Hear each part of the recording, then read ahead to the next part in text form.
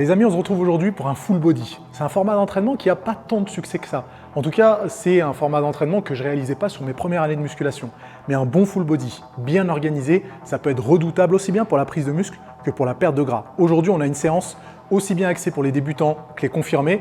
Et on commence par l'exercice le plus brutal qui existe, les fentes bulgares. Un exercice qui travaille tout le bas du corps, principalement les quadriceps et les fessiers, qui se fait de manière unilatérale et qui, mine de rien, manque un peu de stabilité. Mais au final, travailler la stabilité va nous permettre d'être plus efficace sur les prochaines séances de votre programme de musculation. Voilà ce qui va se passer. J'ai lancé mon chrono, comme ça on vérifiera combien de temps la séance a duré. On a 4 séries de fentes bulgares, une dizaine de répétitions de chaque côté. Je commence avec des haltères de 30 kg. On va voir comment ça évoluera sur la suite de la séance. Sur ce premier exercice, on va donc faire 4 séries d'une dizaine de répétitions en alternant droite et gauche avec une récupération libre. Je n'ai pas pris tant de récupération que ça sur ma séance, à vous de l'adapter en fonction de votre niveau. Les confirmés peuvent très bien alterner gauche et droite sans s'arrêter du début à la fin, alors que les débutants vont essayer de prendre un tout petit peu plus de récup entre les deux côtés.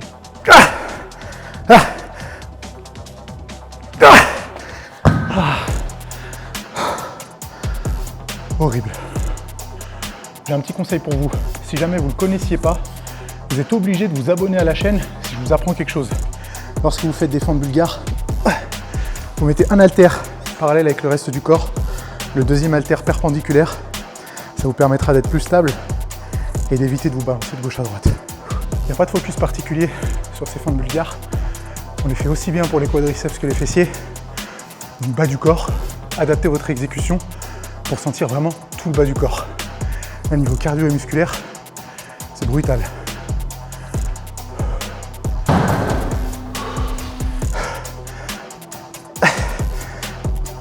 Et 10. Ah, c'était laborieux. La 10e rep, elle était horrible. J'étais obligé de le faire au poids du corps à la fin, parce que sinon c'était impossible. On va enchaîner avec un superset, traction et dips pour travailler dorsaux et pectoraux. Je décide de le faire en superset parce que agoniste-antagoniste, ça fonctionne très bien et l'énergie que vous allez utiliser pour faire les tractions ne va normalement pas compromettre vos performances sur les dips.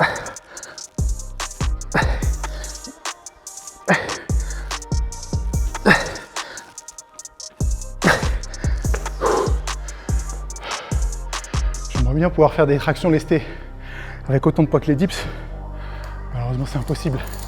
10 répétitions pour chaque et on est pas mal. Évidemment, j'ai prévu une variante pour ceux qui n'arriveraient pas à faire de traction ou de dips. On peut remplacer ça par du tirage vertical.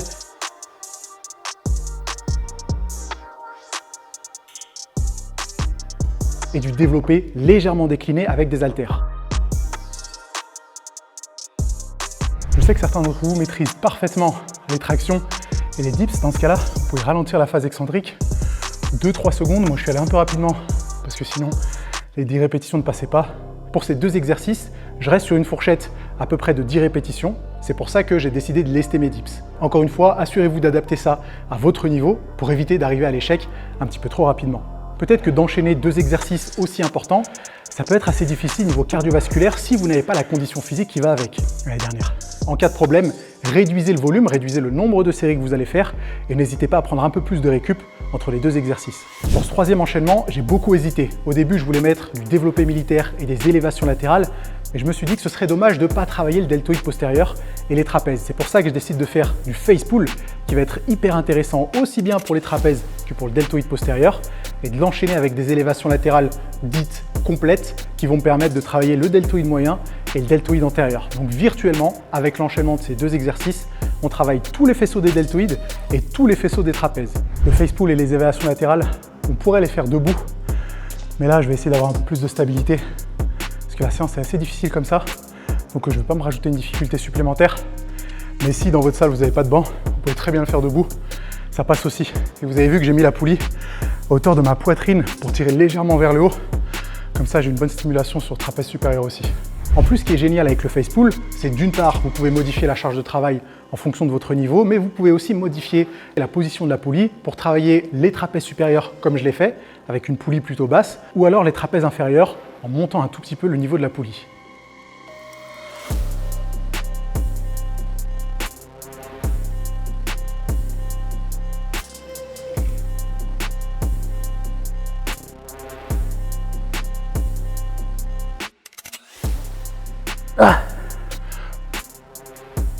Ok. Ah.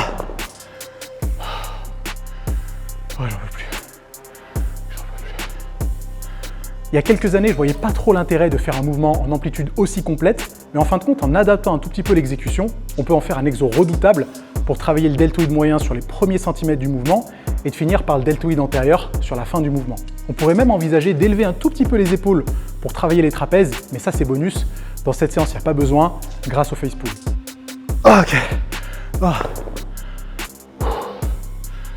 Je commence à être un peu cuit là, mais ça tombe bien, il nous reste un superset biceps, triceps, et puis un exercice pour les ischios. Si jusque-là vous appréciez les conseils, abonnez-vous à la chaîne les amis, mettez un gros pouce en l'air. On est bientôt au million d'abonnés, donc ce serait cool d'y arriver cette année. Travailler les bras dans une séance full body, c'est loin d'être indispensable. On aurait pu adapter par exemple les tractions et les dips pour en faire des exercices aussi bien pour les dorsaux et les biceps pour les tractions que pour les triceps avec des dips effectués à la machine ou sur le rebord d'un banc. Étant donné que la séance n'est pas si longue que ça, j'ai décidé d'ajouter un superset pour les biceps et les triceps. Et pour que ce soit facilement réalisable dans votre salle de sport, on reste sur la même poulie avec du curl poulie basse à la barre droite, enchaîné avec des extensions triceps à la poulie haute. Ça, si on en croit les anciens articles de bodybuilding, c'était le superset préféré de Serge Nubret. Apparemment, il faisait ses séances bras uniquement avec du curl à la poulie basse et des extensions triceps à la poulie haute. Et vu les bras qu'il avait, je pense que ça vaut le coup de tester quand même. Il nous reste une série de bras et après on terminera par soulevé de terre jambes tendues. Ce qui est bien sur cet enchaînement d'exercices, c'est que vous pourriez très bien le faire avec une corde pour travailler un peu plus les avant-bras et le braquet à l'antérieur et l'enchaîner avec des extensions triceps à la corde, donc en prise neutre, pour améliorer un petit peu les sensations si vous préférez cette variante-là. Il y a un peu moins d'exigence sur l'enchaînement de ces deux exercices. On aurait très bien pu faire du curl incliné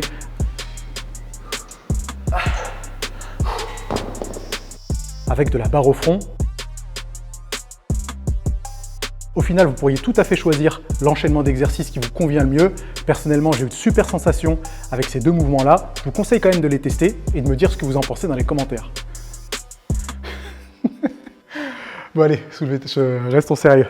On en a assez pour le haut du corps. On retourne sur le bas du corps pour terminer cette séance full body. On a travaillé un peu plus quadriceps et grands fessiers avec les fentes bulgares. On isole un peu plus les ischios avec du soulevé de terre jambes tendues, un exercice absolument brutal, surtout en fin de séance et surtout avec la fourchette de répétition que j'ai utilisée, c'est-à-dire entre 8 et 10 répétitions. C'est une très mauvaise idée de mettre ça à la fin de la séance. On va tuer la série de 10.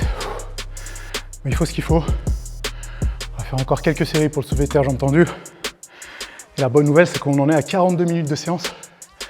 Donc la séance, elle va être pliée en moins de 50 minutes. Et ça, c'est plutôt très cool. Le truc avec le soulevé de terre jambes tendues, c'est que mine de rien, j'arrive à utiliser des charges plus ou moins lourdes. Et du coup, ça a tendance à vraiment me mettre dans le mal.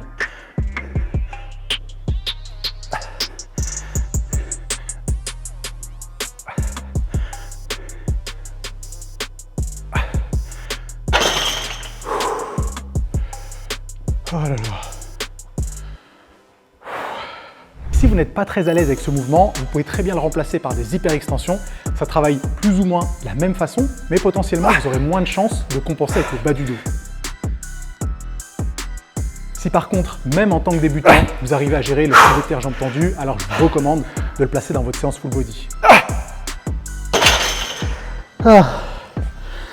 Le soulevé de terre jambes tendues, j'ai toujours eu l'habitude de le faire dans une amplitude que j'appelle active. C'est-à-dire que je descends au maximum, parce que c'est un mouvement d'étirement, et que je ne remonte pas complètement pour éviter de trop solliciter le bas du dos. Et étant donné qu'il n'y a plus vraiment de force qui s'applique en position haute du mouvement, autant réduire un peu l'amplitude. Par contre, c'est un conseil plutôt réservé aux pratiquants expérimentés. Si vous êtes débutant, essayez de le maîtriser en amplitude complète avant d'envisager de réduire le mouvement. Les amis, ce full body, vous pouvez le faire jusqu'à 5 fois par semaine. Attention, ça va être fatigant, mais si vous avez l'expérience nécessaire, il n'y a aucun problème à le réaliser aussi souvent dans la semaine. Testez-le au moins une fois et adaptez un tout petit peu le volume d'entraînement si jamais vous trouvez que la séance est trop longue ou bien trop épuisante. Et comme d'habitude, si la séance vous a plu, mettez un gros pouce en l'air. N'oubliez pas de vous abonner à la chaîne et nous on se retrouve très vite pour d'autres conseils. A plus.